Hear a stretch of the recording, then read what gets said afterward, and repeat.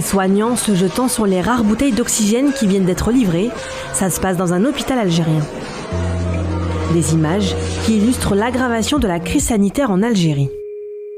On en a marre, on travaille avec des patients des heures et des heures, des semaines et après on les perd bêtement. On renvoie les malades juste parce qu'il n'y a pas d'oxygène. Et du coup, ils se sont retrouvés chez eux à chercher de l'oxygène, à chercher des concentrateurs d'oxygène pour être oxygénés chez eux. Mes confrères, ils ont été affrontés à des situations frustrantes. Ils ont vu des malades décédés devant leurs yeux parce qu'il n'y avait plus d'oxygène au niveau de l'hospitalisation.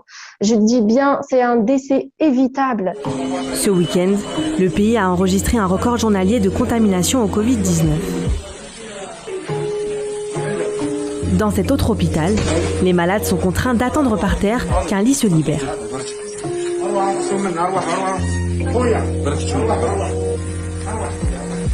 Dans le plus grand hôpital du pays, à Alger, le directeur Rachid Belhadj tire la sonnette d'alarme. أمور اللي خطيرة وخطيرة جدا من فضلكم ساعدونا عدد هائل من سيارات الإسعاف اللي تدي ماشي تجيب المرضى أي تدي في الموتى هالموتى راه خاوتكم خاوتنا الناس من أعز اللي عندكم.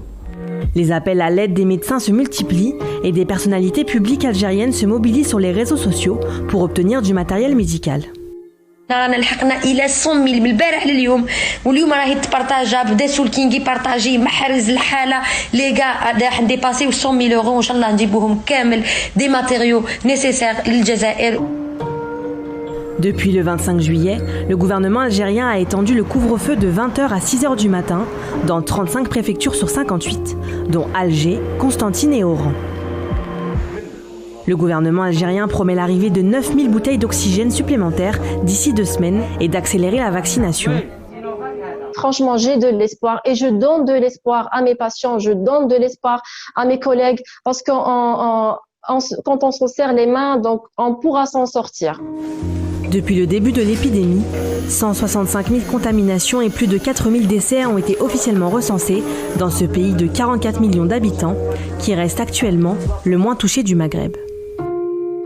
Il y a eu 3 pics nécessaires depuis l'arrivée du Covid-19. Il y a eu celle du juillet 2020, il y a eu celle de novembre 2020 et cette dernière. Il faut savoir que pendant la première vague, il y a eu vraiment des difficultés pour le personnel pour gérer et tout parce que c'est la première fois qu'on a été affronté à une situation pareille. Mais on a su gérer. Pendant la deuxième vague, c'était certes plus sévère que la première, mais on a aussi pu gérer la situation. On n'a pas eu beaucoup de décès comme cette dernière vague, mais la troisième vague, je vous le dis, c'est la première fois qu'on voit une situation pareille. On est vraiment bluffé, on n'arrive pas à gérer.